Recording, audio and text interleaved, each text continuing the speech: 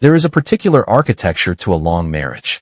You begin with a blueprint of shared dreams, lay a foundation of trust, and build, day by day, a structure you come to call a life. For 10 years, Olivia and I had been master builders.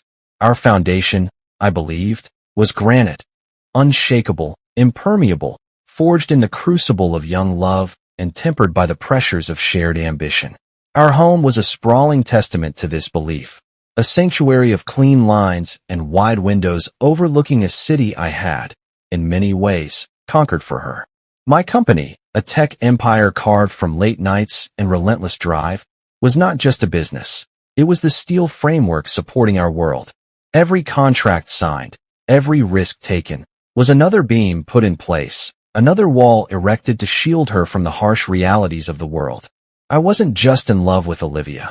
I was the architect of her happiness, a role I embraced with a devotion that bordered on worship. She was the art that filled the sterile spaces of my ambition. Her laughter was the mortar in our walls, her charm the light that poured through the windows. I thought I knew every room in the house of our marriage, every hidden corner, every secret passage. I had built it, after all. I had memorized the floor plan of her heart, or so I told myself. In my world of data, projections, and calculated risks, Olivia was the one beautiful, unquantifiable constant. She was my solid ground. The catastrophic flaw in this analogy, of course, is that solid ground can hide a fault line. And a man who spends his life looking at the sky, building ever higher, often fails to notice the tremors beneath his feet until the entire structure begins to sway. My blindness began long before the accident. I was blind with love, a condition far more debilitating than any physical ailment. I had mistaken my own tireless construction for our shared strength, my devotion for her fidelity. I was a fool, standing proudly atop a monument I never realized was built on sand. The first sign of erosion came not as a violent quake, but as a gentle, reasonable request, a request that would introduce a foreign element into our carefully balanced ecosystem, an invasive species that would slowly, methodically, poison the soil from within. He's family, Ethan. Olivia delivered the line over a candlelit dinner, her voice a carefully calibrated instrument of sincerity. Her eyes, the color of warm honey, were wide and pleading. It was a look she had perfected over the years, a look that could dismantle my defenses with surgical precision. She was speaking of Daniel, her younger brother, a figure who had existed until now only in anecdotes, a ghost in the narrative of her past. In her telling, he was a tragic character, a young man buffeted by the cruel winds of fate, forever on the cusp of success, but always dragged down by circumstances beyond his control. He just needs a chance, she murmured, her hand finding mine across the polished mahogany of the table. A stable place to land, just for a little while. A deep, instinctual reluctance coiled in my gut. My home was more than a house. It was my sanctum sanctorum, the silent, orderly space where the noise of the world was muted. It was the charging station for my soul. The idea of introducing an unknown variable, a stranger, into that equation felt like a violation. Our life was a meticulously curated duet. Adding a third instrument would throw the entire composition into discord. But Olivia was a master of emotional leverage. She didn't argue or demand. She appealed to the version of myself I most wanted to be. The provider, the protector, the hero. Her plea was framed not as an inconvenience, but as an opportunity for me to demonstrate the depth of my love. To refuse would be to fail her, to prove myself small and ungenerous. Of course, I heard myself say, the words tasting like ash in my mouth. He's welcome here, for as long as he needs. Her smile was incandescent, a sudden burst of sunlight that momentarily blinded me to my own misgivings. She saw my capitulation as love. Looking back, I see it for what it was, the first hairline fracture in the foundation, a crack I willingly plastered over with the cheap spackle of naive trust. Daniel arrived a week later, not in a cloud of tragic dignity, but behind the wheel of a rusted, wheezing sedan that seemed to be held together by little more than rust and stubbornness. He unfolded himself from the driver's seat, a lean, wiry figure with features too sharp, too predatory for the down-on-his-luck character Olivia had described. He carried a single duffel bag, slung over his shoulder with a casual indifference. "Ethan," he said, extending a hand. His grin was wide and toothy, but it didn't reach his eyes. His eyes were cold, assessing, like a wolf surveying a new territory. His grip was a challenge, a brief, sharp contest of strength that was entirely out of place. There was no gratitude in his gaze, no humility. There was an unnerving flicker of something I couldn't name then, but which I now recognize with chilling clarity: appraisal. He was sizing up the life I had built, not as a guest, but as a prospective buyer. Olivia fluttered around him, her excitement a nervous, high-pitched hum. She showed him to the guest suite, her voice echoing through the marble foyer. I watched them from a distance, a silent observer in my own home, the coiling in my gut tightening into a cold, hard knot. I told myself it was nothing. He was her brother. He was family. What kind of man, I reasoned, closes his door to family? A wise one, I now know. A very wise one. In the beginning, Daniel played his part to perfection. He was the model house guest, polite, unobtrusive, almost ghostly in his quiet movements through the house. He offered to help with chores, spoke respectfully when spoken to, and spent most of his time in his room, ostensibly searching for jobs online. It was a flawless performance, designed to lull me into a state of comfortable complacency. But the mask began to slip, not all at once, but in small, almost imperceptible increments. The first tremor was their laughter. It was a different sound from Olivia's usual warm, open laugh. This was a low, conspiratorial murmur, a shared secret communicated in a language to which I was not privy. I would walk into the living room to find them huddled together on the couch, heads bent over a phone screen, their shoulders brushing. My presence would act as a circuit breaker. The conversation would snap off, their bodies would shift apart, and they would look up at me with smiles that were too bright, too sudden. "Just showing Daniel a funny video," Olivia would say, her voice a little too cheerful. I chalked it up to sibling intimacy, a shared history I couldn't possibly understand. I told myself I was being territorial, a jealous husband manufacturing suspicion out of thin air. Yet, the unease lingered, a low-grade fever in the back of my mind. Then came the subtle challenges to my authority, the small incursions into my space. I found him one afternoon in my study, a room that was my private domain, casually browsing the titles on my bookshelf. He didn't flinch when I entered, merely turning with that same lazy smirk. "Impressive collection," he said, as if he had every right to be there. "You and Liv have great taste." Liv. The casual diminutive felt like a small, sharp stone flicked against my teeth. The most jarring incident occurred a few weeks into his stay. I came home from a board meeting, exhausted and mentally drained, to find them in the kitchen. The lights were low, a bottle of my best single malt, a 25-year-old Macallan I was saving for a special occasion, was open on the counter, 2 glasses beside it.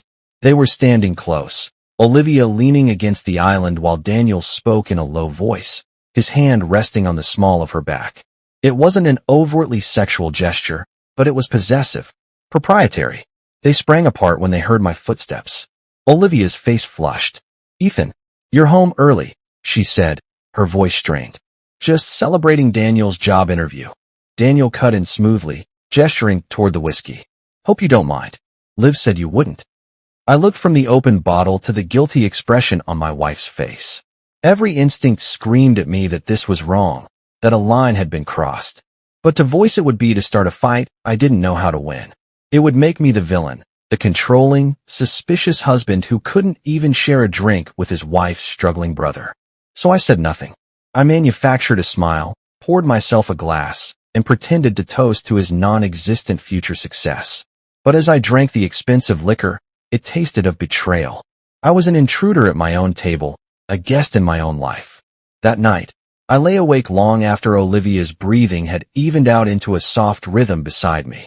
The unease was no longer a whisper. It was a roar, a klaxon of warning that I was foolishly, stubbornly, continuing to ignore.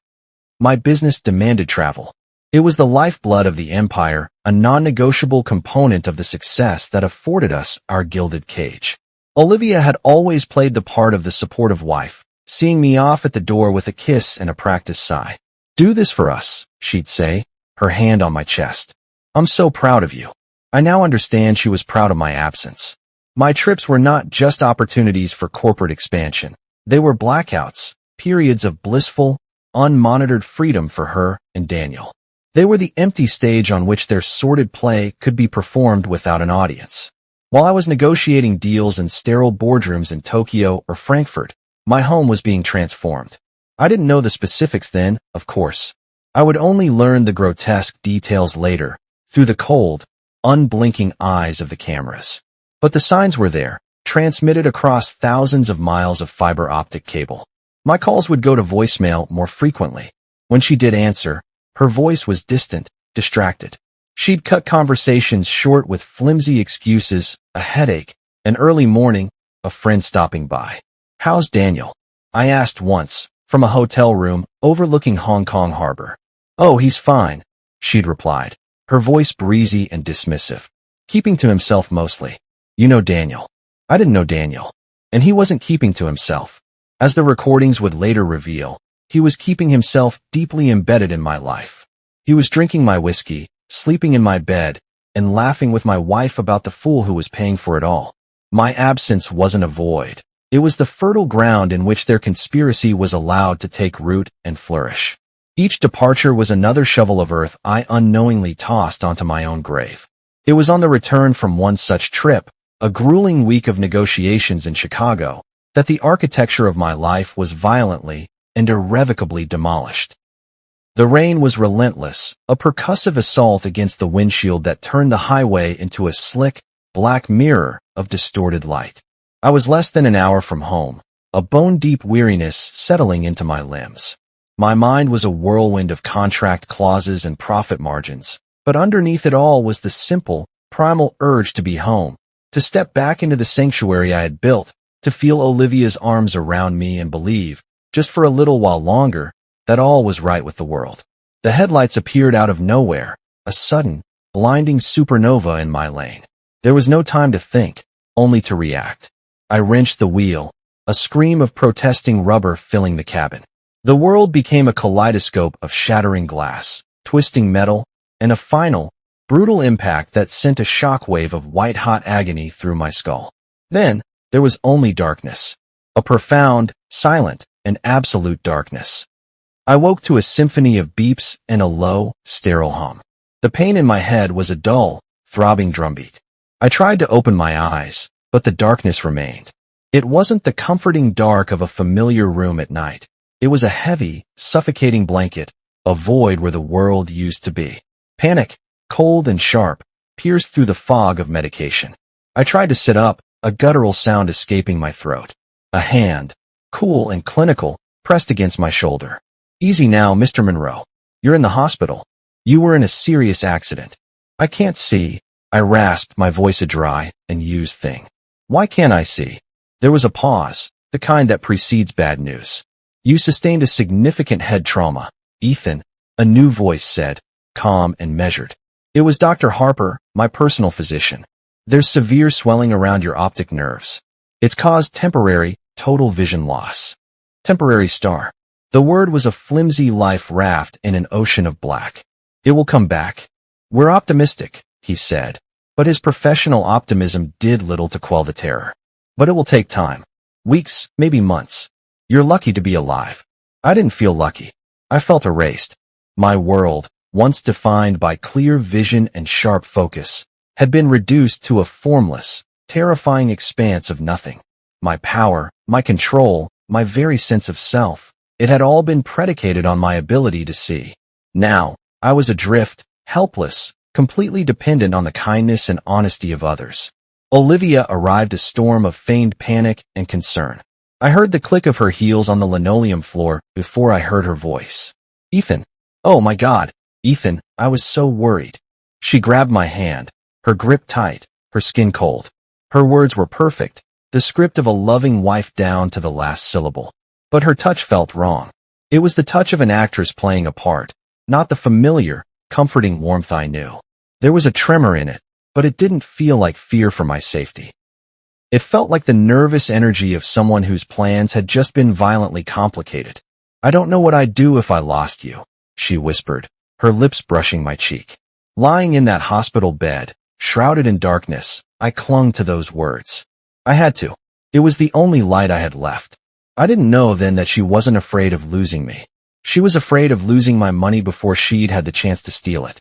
Being discharged from the hospital was like being exiled to a foreign country where I didn't speak the language. My own home, once a place of instinctual comfort, became a labyrinth of sharp corners and unseen obstacles. I was utterly dependent, a king dethroned and blinded in his own castle, and Olivia took on the role of regent with an unnerving efficiency. "You just need to focus on healing, Ethan," she'd say, her voice a soft, gentle caress as she guided my hand to a glass of water or a fork. "I'll handle everything else." And she did. She managed my medication, read my emails aloud, and liaised with my executive assistant, becoming the sole gatekeeper to my personal and professional life. In the beginning, I was awash with a pathetic, desperate gratitude.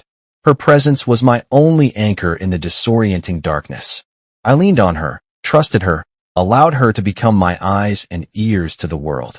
But as the days bled into weeks, the fabric of her performance began to fray. Her attentiveness became tinged with impatience. Her gentle guidance was replaced by a barely concealed sigh when I stumbled or asked for help. She began to disappear for hours at a time, claiming she was running errands for the house or catching up on work at a coffee shop for a change of scenery. "Daniel is a saint," she'd announce upon returning. "He's been helping me so much with everything." Daniel. He was a constant, spectral presence in the house. I couldn't see him, but I could feel him. I could hear his low chuckle from the other room, smell the faint, cloying scent of his cologne as he passed by, feel the subtle shift in the atmosphere when he entered a room where Olivia and I were sitting. He rarely spoke to me directly, preferring to communicate through Olivia, as if I were not just blind, but deaf and witless as well. Their whispers became the soundtrack to my recovery.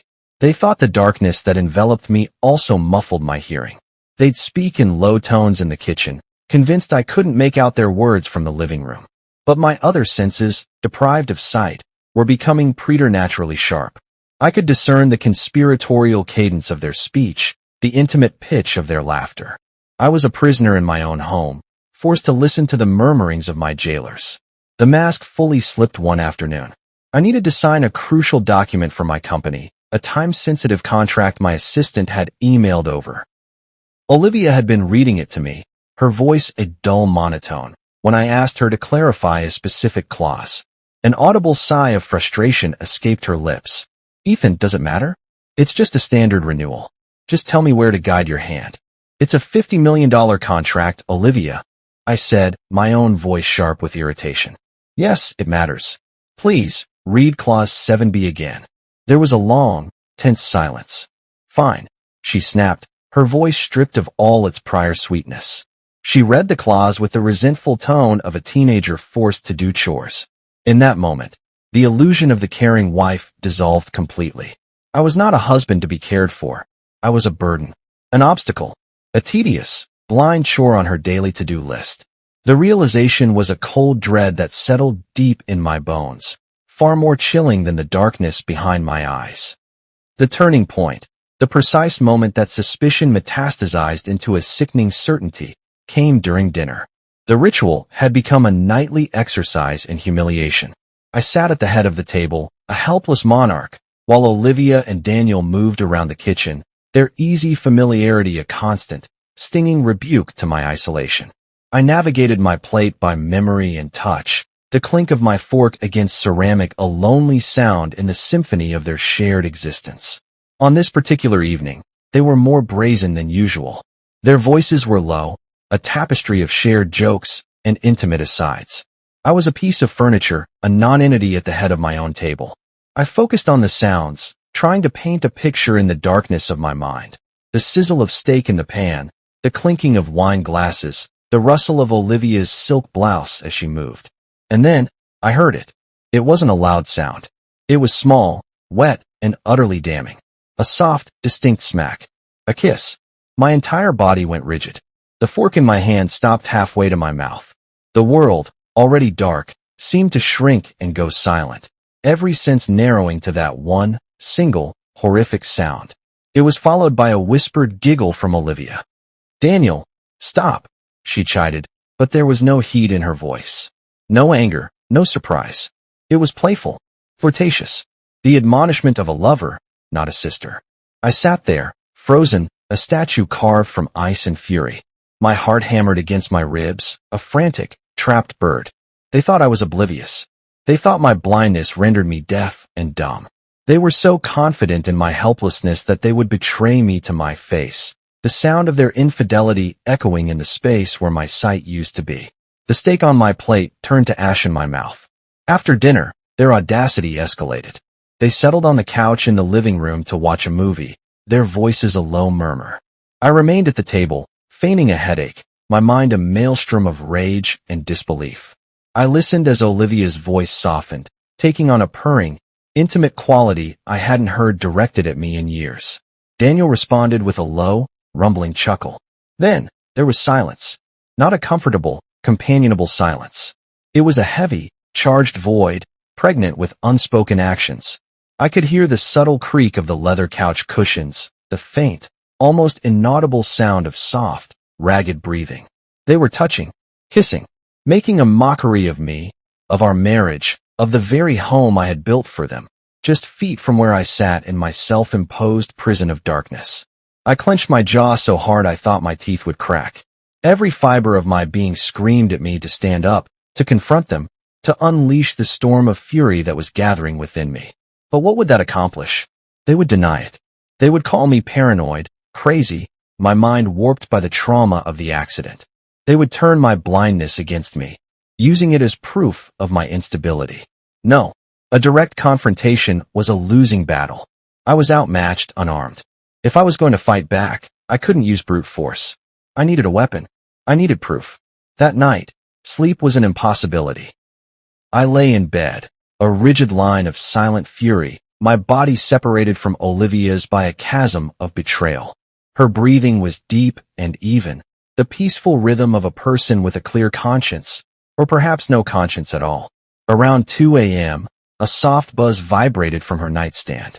I heard the faint rustle of sheets as she reached for her phone. The screen cast a fleeting, ghostly light against the ceiling, a phenomenon I could perceive even through my blindness as a subtle shift in the quality of the darkness. She thought I was asleep. Her fingers tapped silently on the screen, the only sound the almost imperceptible click of the keypad. Then, she brought the phone to her ear. "Daniel," she whispered, her voice a venomous little secret in the stillness of the room. "We need to be more careful, but we have to talk about the plan." A profound, arctic cold washed over me, so intense it felt like my blood was turning to ice. The plan. The word hung in the air, sinister and heavy with implication. This was more than a sordid affair. This was premeditated. This was a conspiracy. My mind reeled. What plan? A plan to leave me? To drain my bank accounts? The possibilities, each darker than the last, swirled in the void behind my eyes. I didn't move. I didn't breathe. I became a part of the darkness, a silent, listening shadow. I let her believe I was the oblivious, sleeping fool. But in that moment, as she whispered her treachery into the phone just inches from my ear, the victim in me died. He was replaced by something colder, harder, and infinitely more patient. Whatever their plan was, I would uncover it. I would watch them build their house of cards, and when they placed the very last one, I would not just knock it down. I would burn it to the ground. My blindness was no longer a prison. It was a disguise. And my recovery, when it came, would be my secret weapon.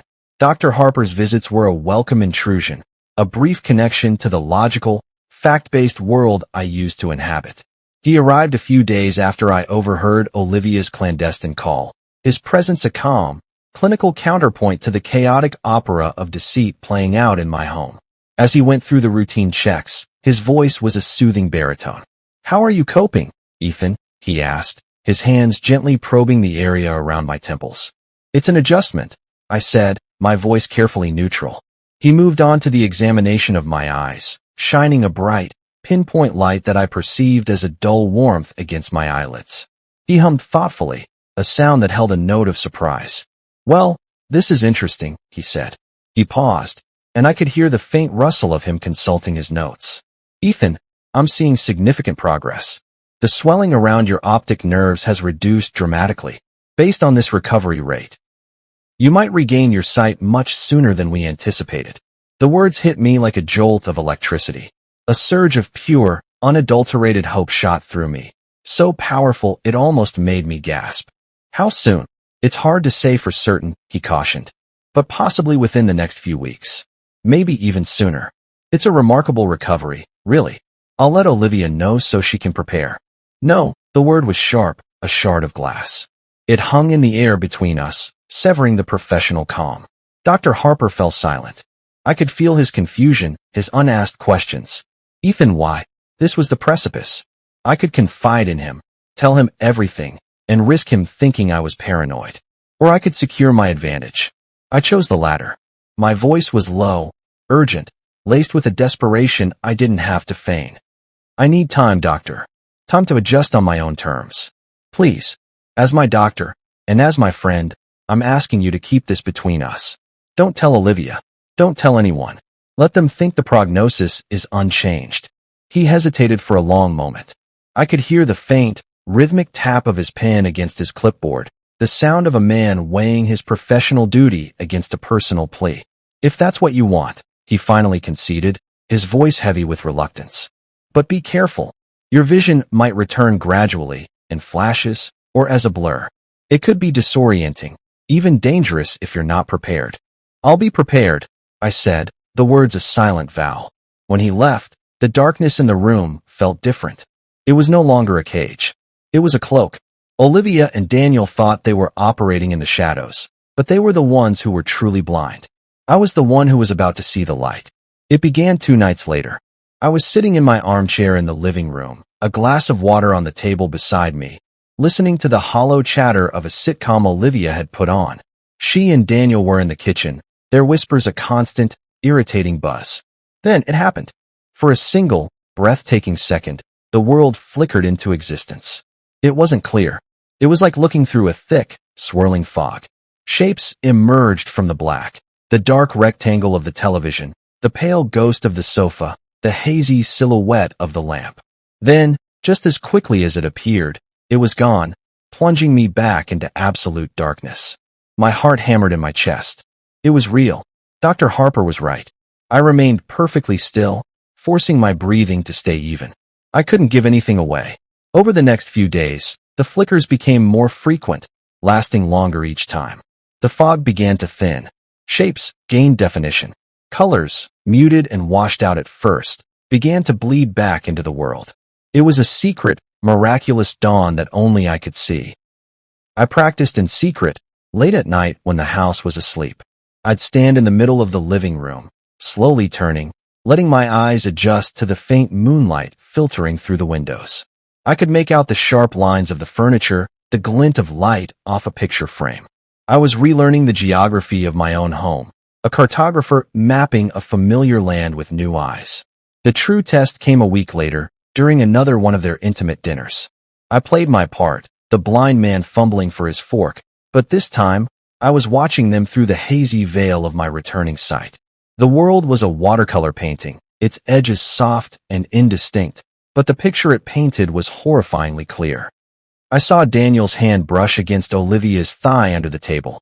I saw the soft, intimate smile she gave him in return, a smile that had once been reserved only for me.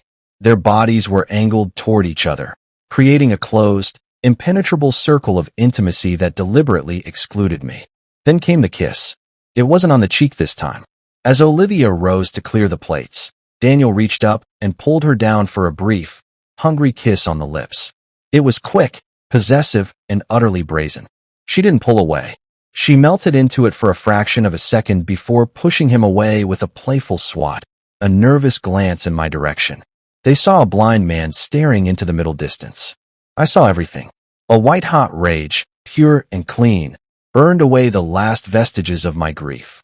The man they were betraying was gone. In his place was a silent witness, a judge, and soon, an executioner. My sight was no longer just a sense, it was a weapon, and I was finally ready to aim it. That night, armed with the undeniable truth of what I had seen, I made my move. I waited until the house fell into the deep, quiet stillness of the early morning hours. Olivia was asleep beside me, a stranger in my bed. I slipped out from under the covers, my movements fluid and silent, honed by weeks of navigating in the dark. Her phone lay on the nightstand, a sleek black rectangle glinting in the moonlight. My heart pounded a heavy, rhythmic drum against my ribs.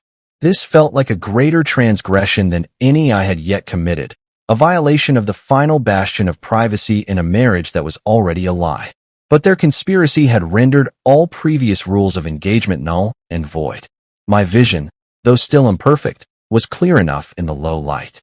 Her passcode was our anniversary. The irony was so bitter it almost made me laugh. For simple digits, a monument to a promise she had systematically demolished. My finger hovered over the screen, then pressed down. The phone unlocked. Her text thread with Daniel was at the top. It was a digital diary of their deceit, a chronological account of my own destruction. I scrolled upwards, my thumb moving with a mechanical steadiness as my world imploded, message by message. Daniel. God, he's so clueless. He just sits there. It's almost too easy. Asterisk. Olivia. Shoo, don't say that. It's for the best. He'll be taken care of. Asterisk. Daniel. Did you transfer the rest of the funds? Hayes is getting impatient. Asterisk. Olivia. I did it this morning while I was running errands. He didn't suspect a thing. Asterisk. Olivia. The accident was a blessing in disguise, you know. He's so vulnerable now. He trusts me completely. Asterisk. Daniel. Perfect. We move forward with the signing next week. Once it's done, we'll have it all. The house, the company, everything. Asterisk. Olivia. I can't wait to finally be free of him. We deserve this, Danny. We really do. Asterisk. I stared at the glowing screen, the words burning themselves onto my retinas. They weren't just having an affair. They weren't just stealing from me. They were systematically dismantling my entire existence, piece by painstaking piece, and celebrating my blindness as a convenient tool for their treachery. The love, the concern, the care, it was all a meticulously crafted performance. A cold, terrifying calm settled over me. The rage was still there, a molten core deep within, but it was now encased in ice. This wasn't about a broken heart anymore. This was a war. They had drawn the battle lines, and they believed their enemy was disarmed and defenseless. I put the phone back on the nightstand, placing it at the exact angle I had found it. I slid back into bed, my movements as silent as a wraith. Olivia stirred, murmuring something in her sleep, and rolled over, her back to me. I lay there in the dark, watching her, no longer seeing the woman I had loved, but a stranger, an enemy. And I began to formulate a plan of my own. My transformation was complete. The grieving husband was gone, replaced by a cold, methodical strategist. My home was no longer a sanctuary. It was a theater of war, and I was its unseen director. My first act was to turn their greatest weapon, my perceived helplessness, against them. I became an archivist of my own ruin. The existing security system was a good start, but it wasn't enough. Under the guise of a system upgrade recommended by my company's security chief, a lie Olivia swallowed without question, I had a new network of high-definition, audio-enabled cameras installed. They were tiny, discrete marvels of technology, hidden in smoke detectors, digital clocks, even a hollowed-out book on a shelf. The living room, the kitchen, the study, and, most stomach-churningly, the master bedroom, were all under my constant surveillance. The first time I logged into the live feed from my burner laptop, the one I kept hidden in my office, felt like a profound violation. I was a spy in my own life, watching the silent, grainy movie of my wife's betrayal. But the shame was quickly overshadowed by a cold, clear sense of purpose. The audio recordings were even more damning. Tiny microphones, disguised as USB chargers and air fresheners, captured every whispered conspiracy, every mocking laugh. I spent hours in my study, headphones on, listening to the soundtrack of my own undoing. He's just so pathetic now. Asterisk Olivia's voice, dripping with a mixture of pity and contempt. Asterisk, he can't even pour his own juice without my help. It's almost sad. Asterisk, don't feel sad, Liv. Asterisk Daniel's voice, a low, smug drawl. Asterisk feel rich. The blind fool is about to make us very, very rich. Asterisk. Each word was a nail hammered into the coffin of the love I once felt. I saved every clip, every video file, cataloging them meticulously on an encrypted hard drive. I labeled the main folder simply, Judgment. While they plotted, I worked. I contacted my real financial advisor, a trusted old friend named Marcus. I explained the situation in stark, unvarnished terms. He was horrified but immediately moved to protect my assets. We set up new accounts, transferred the bulk of my liquid wealth, and put freezes and alerts on everything Olivia could still access. Her small-scale theft was now a breadcrumb trail leading directly into a trap. The hardest part was the performance. I had to inhabit the role of the blind, clueless victim every second of every day. I feigned helplessness, allowing Olivia to guide me from room to room. I let Daniel pat me on the back with condescending familiarity, a smirk on his face I could now see with perfect, agonizing clarity. I smiled, I nodded, I played the fool, and all the while, I was gathering the ammunition that would obliterate them. Their arrogance was my greatest ally. They were so blinded by their own greed. They never once thought to look past the empty gaze of their victim. They had no idea I could see them. They had no idea I was watching. And they had no idea that their judgment day was rapidly approaching. The plot, I soon discovered, extended beyond the walls of my home. Olivia wasn't orchestrating this alone. She had professional help. One afternoon, listening to the audio feed from the microphone in her car, I caught a conversation that chilled me to the bone. "Mr. Hayes, I need to be sure this is ironclad," she said, her voice sharp and businesslike. "When he signs, it has to be final. No loopholes, no challenges. The company, the properties, the investment portfolios, everything transfers to me." There was a pause, then a slick, oily voice on the other end of the line. Asterisk, "Ms. Monroe, rest assured.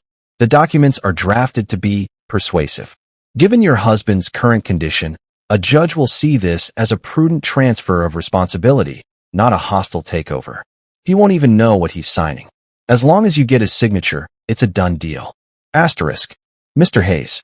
The name was a new piece in the puzzle. A quick, discreet investigation, conducted through a private investigator I trusted, painted a grim picture.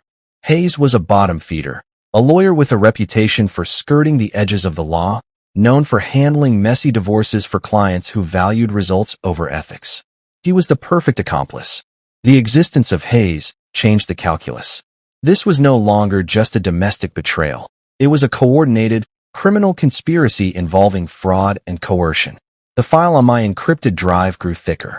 I had video of their affair, audio of their plotting, financial records of their theft, and now, the identity of their legal co-conspirator. My case was airtight. The web was woven. All I had to do was wait for the flies to walk into it. And I didn't have to wait long. Their confidence, bloated by my perceived weakness, had made them reckless. They were ready to make their final move. The day of my shearing arrived cloaked in false concern. "We have an appointment with a new specialist, Ethan," Olivia announced at breakfast, her voice dripping with syrupy sweetness. "Dr. Harper recommended him. He has some experimental treatments we need to sign paperwork for." I played my part, nodding with a weary gratitude that had become second nature. "Whatever you think is best, Olivia. I trust you." The words tasted like poison. Daniel drove, his smugness radiating from the driver's seat like a palpable heat. I sat in the back, my gaze fixed but unfocused, watching the city pass by in a blur. I knew we weren't heading to any hospital. The route was all wrong. We pulled up to a nondescript office building in a part of town known for bail bondsmen and seedy legal practices. "It's a new satellite clinic," Olivia explained smoothly as she guided me out of the car, her hand on my arm, a proprietary brand. The office of Mr. Hayes was as soulless as his voice. Cheap wood veneer, wilting plants, and the faint smell of desperation. Hayes himself was a man whose ambition had outpaced his ethics, his cheap suit and oily smile a perfect uniform for his trade. He slid a thick stack of papers across the conference table. "Just some standard consent forms, Mr. Monroe," he said, his voice oozing false sincerity. "For your ongoing care." I let my hand brush over the top page, my fingers tracing the embossed letterhead. My vision was nearly perfect now. I could read the title clearly. Transfer of Assets and Power of Attorney. "You trust me, don't you, Ethan?" Olivia whispered, leaning close, her breath warm against my ear. "This is just a formality, to make things easier for me to manage while you recover. I let the silence hang in the air, a long, drawn-out moment of feigned hesitation. Then, with a sigh of resigned trust, I picked up the pen. Of course, Olivia. I trust you. I signed every page. With each stroke of the pen, I could feel the triumphant energy in the room swell. They thought they were witnessing a surrender. In truth, they were signing their own confessions. The moment the last signature was complete, the masks fell away. The performance was over. Olivia snatched the papers, her face transforming, the soft lines of concern hardening into a mask of cold, triumphant greed. Daniel leaned back, crossing his arms with the swagger of a victorious warlord. You have no idea how long I've waited for this. Olivia sneered, her voice dripping with venom. To be free of you. You and your suffocating, boring perfection. She deserves better than a weak, blind man, Daniel added, his lips curled in a contemptuous grin. We were doing you a favor, really. We were just too polite to say it to your face, right in front of you while you were sitting there like a useless lump. He laughed, a harsh, ugly sound. They went on, a torrent of insults and mockery, recounting their moments of intimacy, laughing at my expense, detailing their plans for my money, my house, my life. They were drunk on their victory, convinced of their own brilliance. I listened. I absorbed every word, my expression a carefully blank canvas. My silence wasn't weakness. It was a vacuum, drawing out all their poison. When they had finally exhausted their supply of cruelty, I stood slowly. Thank you, I said, my voice unnervingly calm, for being so honest. They exchanged a confused, triumphant glance. As I walked out of that room, leaving them to bask in the glow of their supposed victory, my heart was a cold, steady engine. This wasn't the end. It was the beginning of the reckoning. I didn't go far. I walked to the end of the drab hallway and waited by the elevators, counting the seconds. I heard the conference room door open, heard their self-satisfied laughter echoing down the corridor as they emerged, Olivia clutching the folder of documents like a trophy. They were so absorbed in their triumph, they didn't even see me standing there. They stepped out of the building's front entrance, blinking in the bright afternoon sun, their silhouettes framed against the glass doors. They were laughing, Daniel's arm slung possessively around Olivia's shoulders. They stepped off the curb, moving toward the car, their future, their stolen life.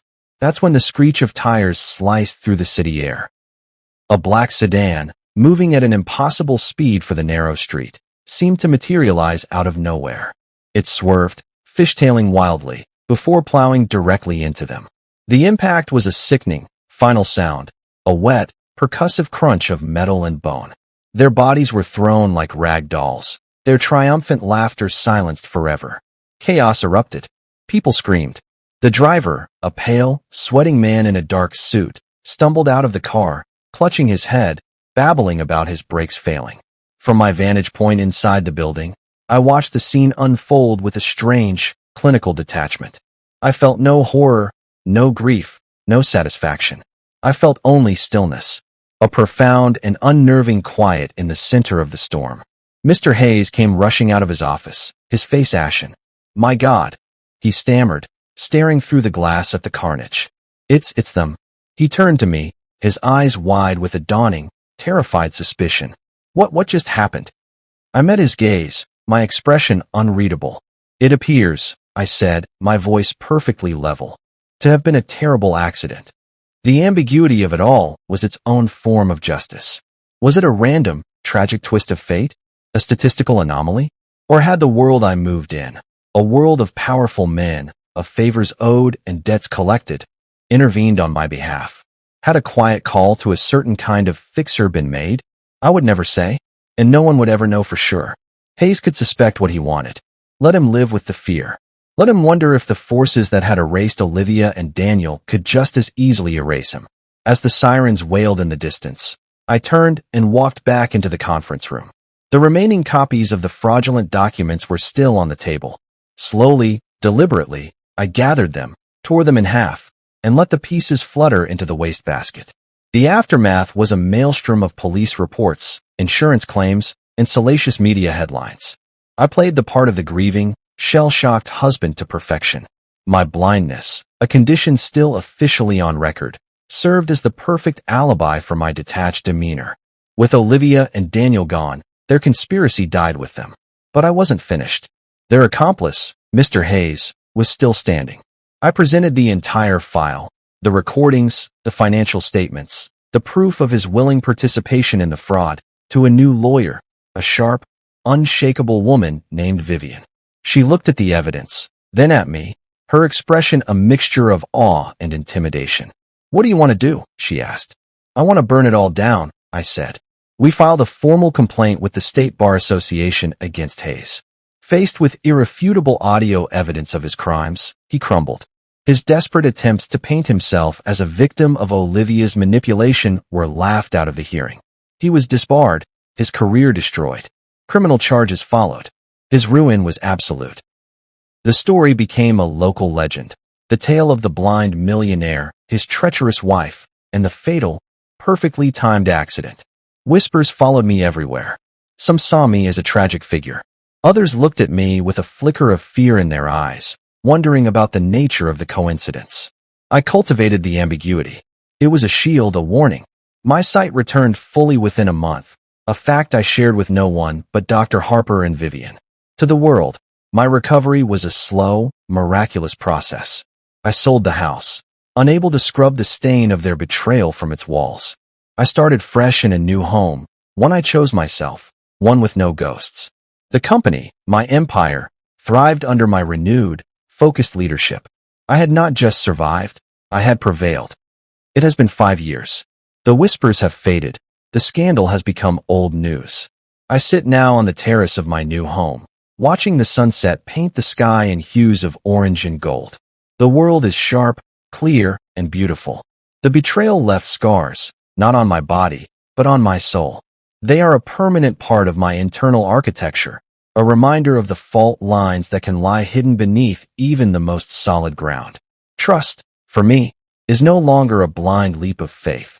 It is a calculated risk, earned in inches, not given in miles. I am not the same man I was. The naive, blindly devoted husband is gone forever.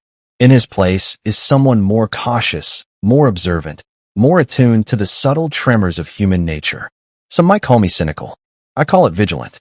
I did not seek vengeance in the end.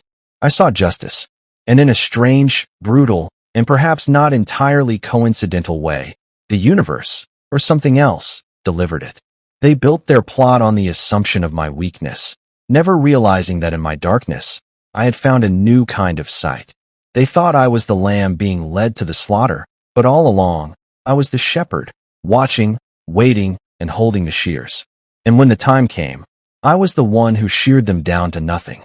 My foundation is rebuilt now. It is smaller, perhaps, and less ornate than the one before. But it is built on the bedrock of hard-won truth, and it is a structure that will never, ever fall again.